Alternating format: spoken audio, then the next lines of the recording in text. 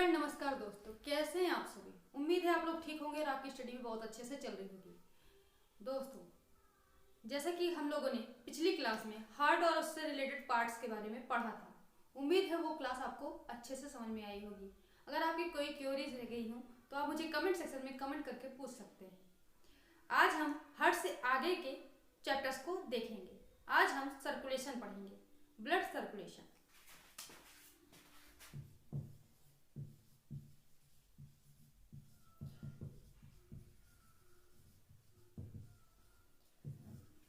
Blood circulation क्या होता है? ब्लड सर्कुलेशन शरीर में रक्त का दौड़ना या सर्कुलेट होना ही ब्लड सर्कुलेशन कहलाता है। ब्लड सर्कुलेशन, ब्लड का सर्कुलेट होना, शरीर में ब्लड का सर्कुलेट होना, रक्त का शरीर में दौड़ना बहना ही ब्लड सर्कुलेशन है। इसको ऐसे भी समझ सकते हैं, शरीर में रक्त वाहिनियों के द्वारा दौड़ना या सर्कुलेट होना ब्लड सर्कुलेशन है। आई होप आपको समझ में आ गया होगा। आइए हम इससे रिलेटेड चीजें पढ़ते हैं। दोस्तों, अलग अलग बुक्स में आपको अलग अलग तरह के सर्कुलेशन देखने को मिलेंगे। आज हम दो तरह के सर्कुलेशन पढ़ेंगे। पहला सिस्टमैटिक सर्कुलेशन, दूसरा पल्मोनरी सर्कुलेशन।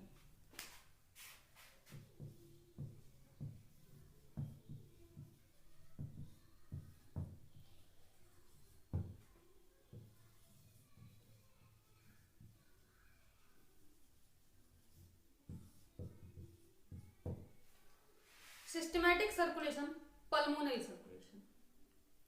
क्या होता है सिस्टमैटिक सर्कुलेशन? जो हार्ट के और बॉडी के बीच में सर्कुलेशन होता है उसे सिस्टमैटिक सर्कुलेशन कहते हैं। इन दोनों सर्कुलेशन को हम बारी बारी करके पढ़ेंगे।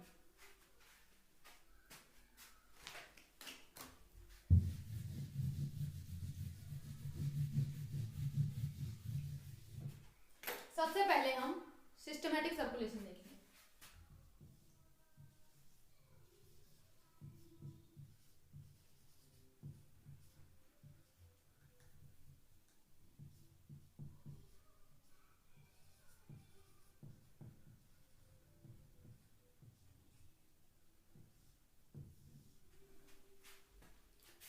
सिस्टमैटिक सर्कुलेशन हार्ट से बॉडी और बॉडी से हार्ट, बस इतना ही होता है सिस्टमैटिक सर्कुलेशन। इसको ब्रीफ में कैसे पढ़ सकते हैं? जैसा कि मैंने कहा, बॉडी से हार्ट और हार्ट से फिर से बॉडी।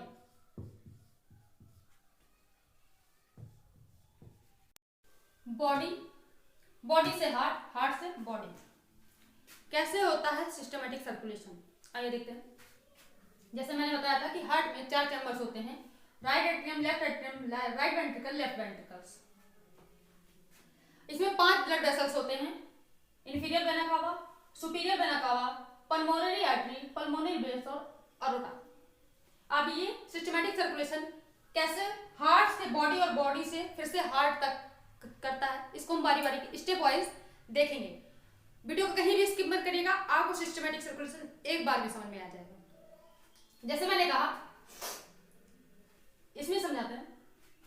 सबसे पहले हमारी जो सबसे बड़ी वेन होती है, बॉडी की सबसे largest when inferior vena cava और सुपीरियर वेना कावा में आती है। इंफीरियर वेना कावा सबसे बड़ी होती है क्योंकि बॉडी के नीचे से हिस्से से लेके हार्ट तक आती है, इसलिए यह बॉडी की लार्जेस्ट वेन होती है। इंफीरियर वेना कावा बॉडी की लार्जेस्ट वेन होती है। देखते हैं। जैसे मैंने कहा, सबसे पहले क्या होता है, बॉडी का जो इम्प्योर ब्लड होता है, इम्प्योर ब्लड मतलब डीऑक्सीजनेटेड ब्लड। सबसे पहले बॉडी का जो डीऑक्सीजनेटेड ब्लड होता है वो सुपीरियर वेना कावा और इंफीरियर वेना कावा के थ्रू राइट एट्रियम में आता है। इंफीरियर वेना कावा और सुपीरियर वेना कावा से आएगा राइट एट्रियम में। तो सबसे पहले हम लिखेंगे, ये हमारी बॉडी हो गई, बॉडी हो गई हमारी। सबसे पहले सुपीरियर वेना कावा और इंफीरियर वेना कावा, तो आईवीसी यानी इंफीरियर वेना कावा मैंने शॉर्ट फॉर्म में लिखा है, और सुपीरियर वेना कावा बॉडी से सुपीरियर वेना कावा और इंफीरियर वेना कावा के थ्रू ब्लड आएगा राइट एट्रियम में, राइट, ये इंफीरियर वेना कावा, यहां से सुपीरियर वेना कावा ये राइट एट्रियम में।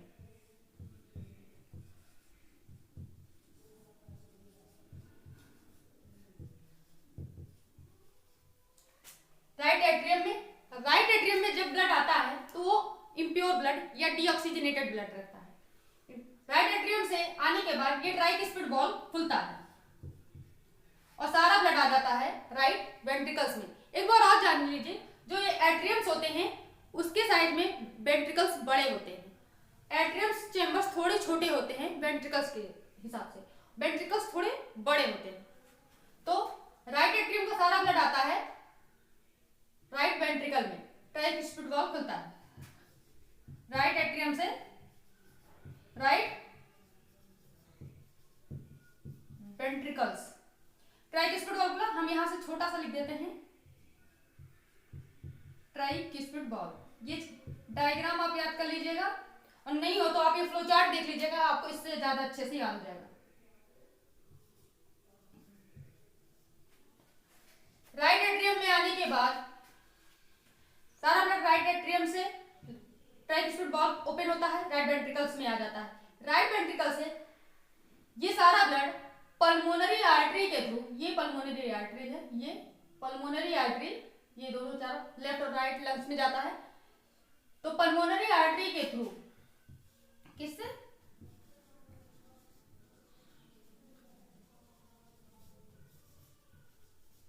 पल्मोनरी आर्टरी के थ्रू चला जाता है लंग्स में। कहा,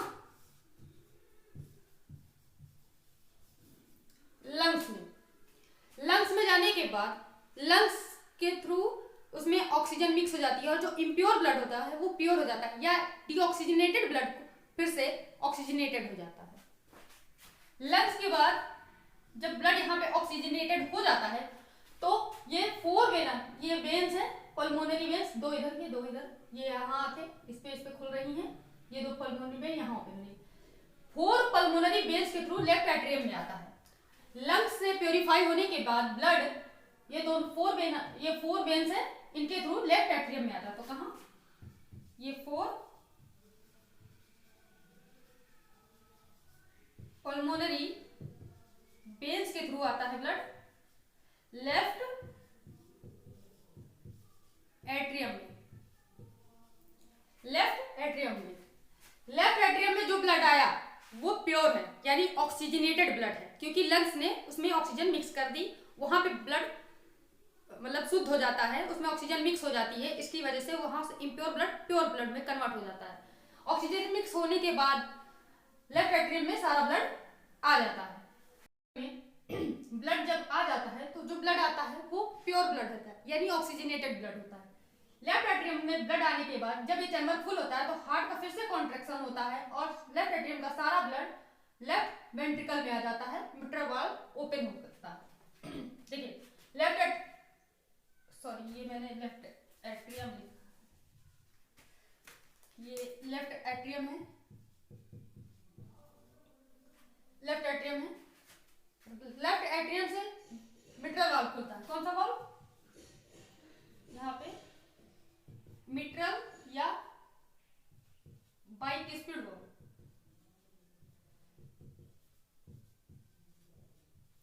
बाइस्पिड वाल्व खुलता है और लेफ्ट एट्रियम का सारा ब्लड लेफ्ट वेंट्रिकल्स में आ जाता है।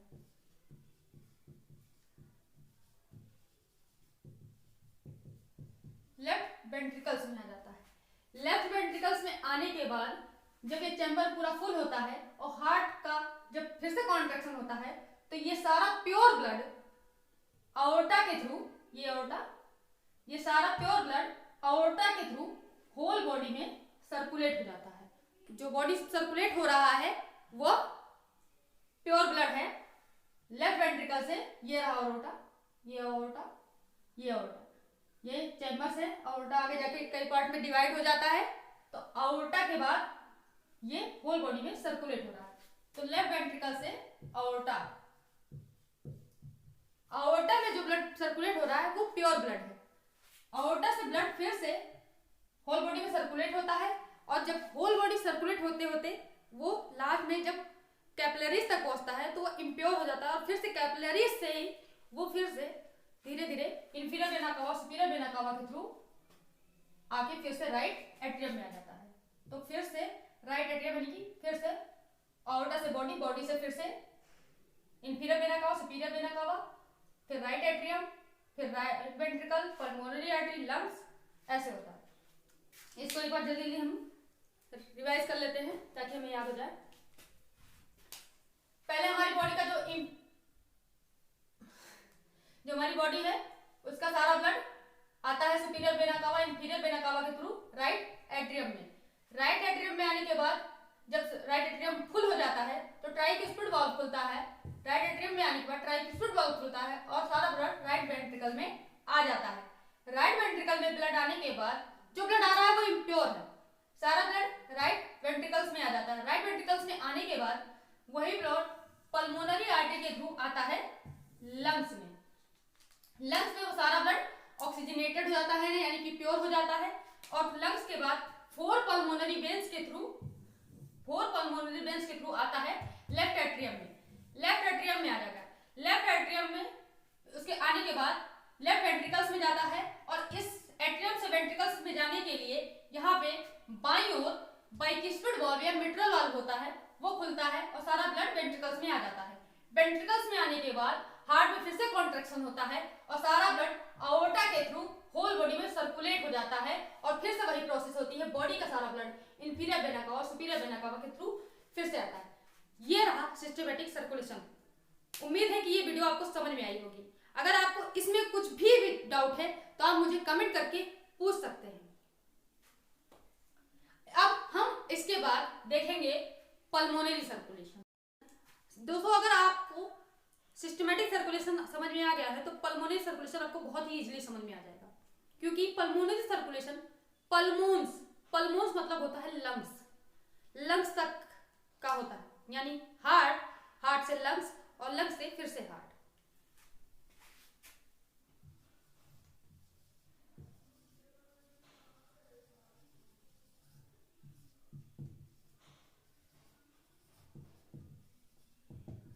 देखिए जैसे इसमें था हार्ट बॉडी हार्ट, या फिर ऐसे कह सकते हैं कि बॉडी फिर हार्ट फिर बॉडी, वैसे ही इसको कह सकते हैं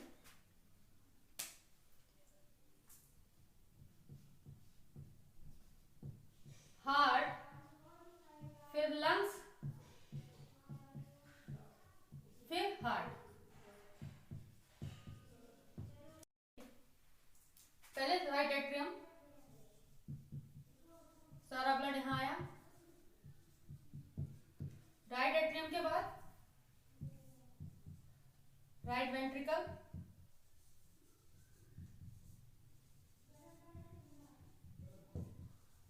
राइट वेंट्रिकल्स के बाद फिर से वही पल्मोनरी आर्टरी,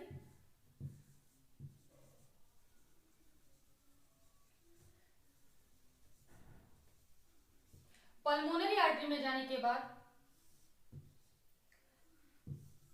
वो ब्लड जाएगा लंग्स में और वहां पे प्योरीफाई होगा।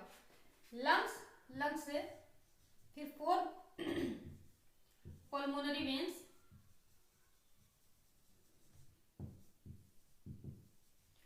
फोर पल्मोनरी वेन्स के बाद सारा ब्लड लेफ्ट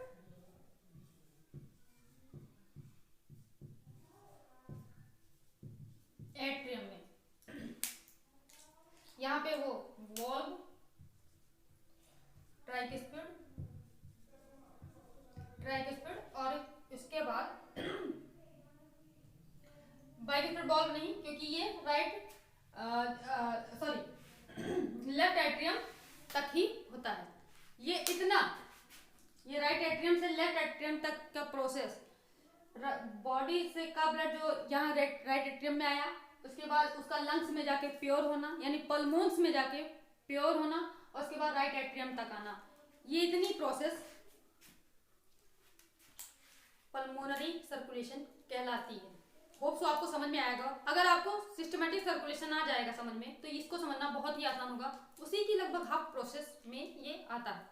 पल्मोनरी सर्कुलेशन क्यों? क्योंकि पल्मोन्स मतलब लंग्स में जाके प्योरीफाई होना, चैम्बर से निकल के लंग्स में प्योरीफाई होकर फिल्स चैम्बर्स तक आना ही पल्मोनरी सर्कुलेशन कहलाता है। होप सो आपको दोनों समझ में आ गया होगा सर्कुलेशन। अगर आपको कोई डाउट है तो आप कमेंट करके पूछ सकते हैं। Thank you.